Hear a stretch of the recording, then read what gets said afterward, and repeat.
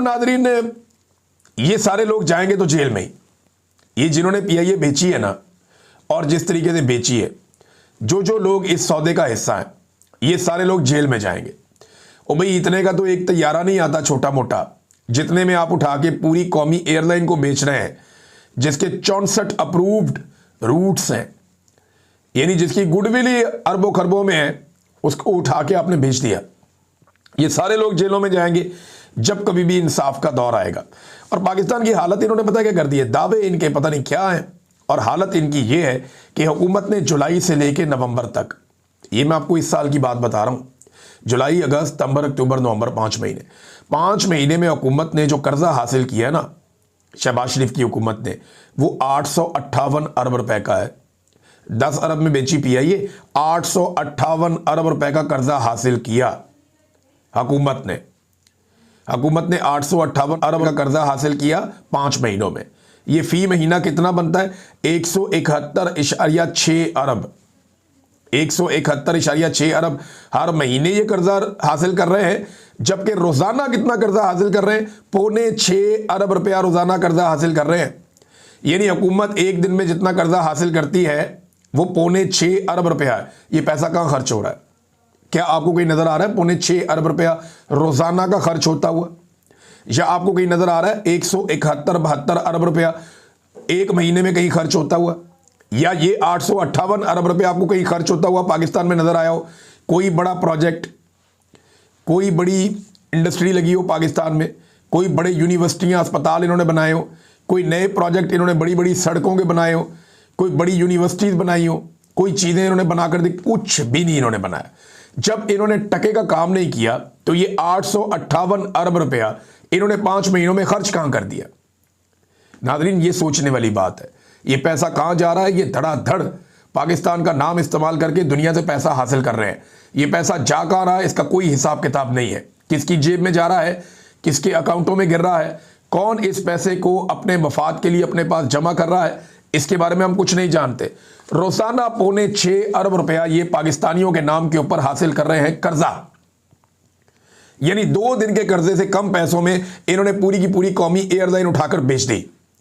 ये हर चीज में अपना मुनाफा निकाल रहे हैं। आज अगर आप आलमी सतह के ऊपर इसी एयरलाइन को रखें ना, इसी सौदे को, तो आपको इससे 10 गुना का गाप आज भी मिल जाएगा, मिल जाना चाहिए इंटरनेशनली। आपको 100 अरब में तो कोई भी खरीद लेगा इस एयरलाइन को, तो आपने 10 अरब में बेच दिया।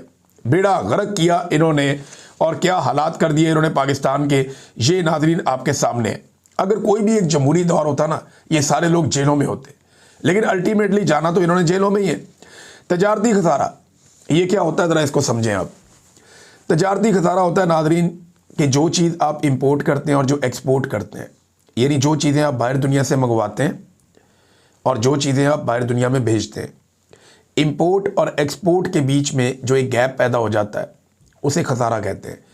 यानी आप ज़्यादा चीज़ें दुनिया से मंगवा रहे हैं और कम चीज़ें दुनिया को बनाकर बेच रहे हैं।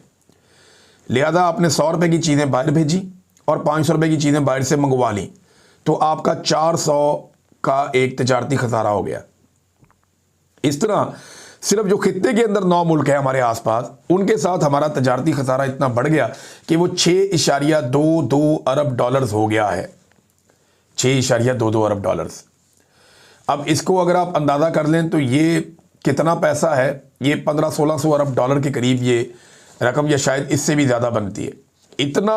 इतनी बड़ी अमाउंट, इतना ज़्यादा पैसा ये पाकिस्तान के तजारती खसारे में चला गया। ये मैं आपको इस साल की कहानी सुना रहा हूं, कोई लंबी बात नहीं कर रहा मैं आपके साथ। और एक के बाद एक स्कैंडल इस हुकूमत का आ रहा है। ये जरा आप चीनी वाला स्कैंडल देखें, एक नया स्कैंडल आया। इन्होंने जनाब, अभी क्रशिंग का मौसम चल रहा है, इस वक्त चीनी की क्रशिंग हो रही है, गन्ना ले जाया जा रहा है, किसान को इन्होंने रोल के रख दिया, क्रशिंग इन्होंने लेट कर दी। किसान का बेड़ा गर्क करने के बाद अब ये चीनी बना रहे हैं। अब चीनी बनाने के सीजन में इन्होंने 78,000 मैट्रिक टन चीनी बाहर से इंपोर्ट कर ली। एक तरफ अपनी भी चीनी बन रही है, एक तरफ बाहर से इंपोर्ट भी कर दी गई। अब होगा क्या, पाकिस्तान में इजाफी चीनी हो जाएगी, चीनी की मिकदार ज़्यादा हो जाएगी, हमारी ज़रूरत कम रह जाएगी। तो ये क्या करेंगे, ये चीनी को एक्सपोर्ट कर देंगे एक दफ़ा। फिर जब ये एक्सपोर्ट करेंगे तो फिर क्या होगा, फिर चीनी की किल्लत हो जाएगी, फिर चीनी महंगी हो जाएगी, फिर ये सारे मिलके पैसा बनाएंगे। तो पहले ये इंपोर्ट करके पैसा बनाते हैं, फिर ये एक्सपोर्ट करके पैसा बनाते हैं, फिर ये महंगा करके पैसा कमाते हैं। ये 3 साल से पाकिस्तानियों के साथ ये खेल खेल रहे हैं। सैकड़ों अरब हर साल पाकिस्तानियों की जेबों से ये निकाल रहे हैं और चीनी माफिया हर दफ़ा निकाल रहा है। हर मरतबा हम आपको बताते हैं, हर मरतबा अदालतें मौजूद होती हैं, हुकूमत मौजूद होती है, कोई काम नहीं होता। और इस मरतबा फिर एक मरतबा वही वाला गंदा खेल खेला जा रहा है। पाकिस्तान में सरमायाकारी कितनी आ रही है, इसके ऊपर ज़रा हुकूमत का ही स्टेटमेंट हम सुन लेते हैं। कैसर अहमद शेख साहब इकोनॉमिस्ट भी है, हुकूमत के MNA है, और ये कहते हैं जी मैं खुद बोर्ड ऑफ इन्वेस्टमेंट का सरबराह हूं। मैं ये खुला एतराफ़ करता हूं कि अभी तक फॉरेन इन्वेस्टर्स का एतमाद बहाल नहीं हुआ।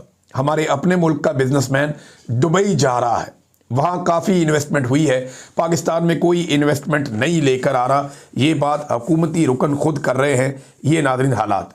अब आ जाए सियासत की जानिब, तो 2 खबरें मैं आपके साथ शेयर करूँगी। तो मौलवियों ने वक्त डाला हुआ है एस्टेब्लिशमेंट को, एजेंसियों की दौड़ें लगी हुई है कि मौलवियों को रोको, किसी तरह कोई नरम स्टेटमेंट दिलवाया जाए, कुछ ऐसा किया जाए कि ये जो कुछ हो रहा है और जो मौलवी एकदम खड़े हो गए हैं और वो इस्तिस्ना के ख़िलाफ़ बोल रहे हैं, वो गज़ा में फ़ौज भेजे जाने के ख़िलाफ़ बोल रहे हैं, वो जिस तरह से ये इकॉनमी चलाई जा रही है इसके ऊपर बोल रहे हैं, जुल्म और ज़्यादती के ख़िलाफ़ हल्की हल्की आवाज़ें जो हैं वो मौलवियों ने निकालना शुरू की हैं।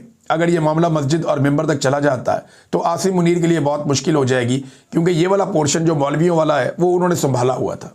अब एजेंसियों की दौड़ें लगी हुई है, वो कोशिश कर रहे हैं कि किसी तरह आसिम मुनीर साहब को मौलवियों के अताब से बचाया जा सके। उनकी बहुत ब्रांडिंग की गई है लेकिन वो किसी काम आई नहीं। मौलवी जो है वो आपको पता है 2 हफ्ते में उड़ा के रख देंगे। और इमरान खान साहब ने वैसे भी आज तक कोई बयानिया बनने ही नहीं दिया, वो वैसे ही हर बयानिया के सामने आकर खड़े हो जाते हैं। एक आदमी जेल के अंदर बंद है, नज़र भी नहीं आता, सुनाई भी नहीं देता, फिर भी उसका तोती बोलता है। तो नाज़रीन अब सुहेल अफरीदी साहब लाहौर जा रहे हैं ताकि वहाँ पे दबाव कम किया जा सके। एक तो वो लाहौर हाई कोर्ट बार से खिताब करेंगे, वकला के साथ उनका खिताब होगा, और इसके अलावा सुहेल अफरीदी लाहौर के अंदर कुछ वक्त गुजारेंगे।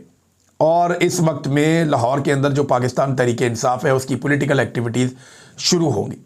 पहली मरतबा आपको पाकिस्तान तहरीक इंसाफ के झंडे भी नज़र आएंगे, पहली मरतबा आपको पाकिस्तान तहरीक इंसाफ के लोग भी नज़र आएंगे, और पहली मरतबा आपको गहमा गहमी नज़र आएगी पाकिस्तान तहरीक इंसाफ में।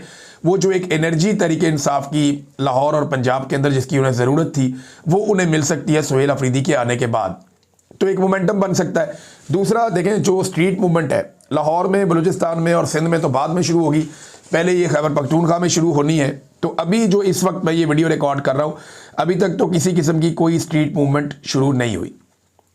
स्ट्रीट मूवमेंट जो है वो शुरू नहीं हुई, पॉलिटिकल एक्टिविटीज़ हो रही हैं। कहीं पे कन्वेंशन हो रहा है, ISF वाले कर रहे हैं, कहीं पे यूथ वाले कर रहे हैं, कहीं पे PTI वाले कर रहे हैं। तो सब लोग अपने अपने कन्वेंशंस कर रहे हैं, आपस में मुलाकातें कर रहे हैं, पब्लिक के साथ गैदरिंग्स कर रहे हैं, लोगों के साथ मुलाकातें कर रहे हैं, प्लानिंग कर रहे हैं, लेकिन स्ट्रीट मूवमेंट का आगाज़ नहीं हुआ। और अगर इन चीज़ों को कोई स्ट्रीट मूवमेंट कहता है तो वो अपने आप को बेवकूफ़ बना रहा है। स्ट्रीट मूवमेंट जो होती है वो गली मोहल्लों तक जाती है, वो एक एक शख्स तक पहुंचती है। इमरान खान साहब ने 2022-23 में एक काम शुरू किया था, आपको याद हो तो। उन्होंने बहुत बड़े पैमाने पर मेंबर शादी शुरू की थी, लोगों के घरों तक अपने लोगों को भेजा था और बहुत ज़्यादा लोग मेंबर बने थे। उसका फ़ायदा पूरे पंजाब में, पूरे पाकिस्तान में इमरान खान साहब को और उनकी पार्टी को 2024 के इलेक्शन में हुआ।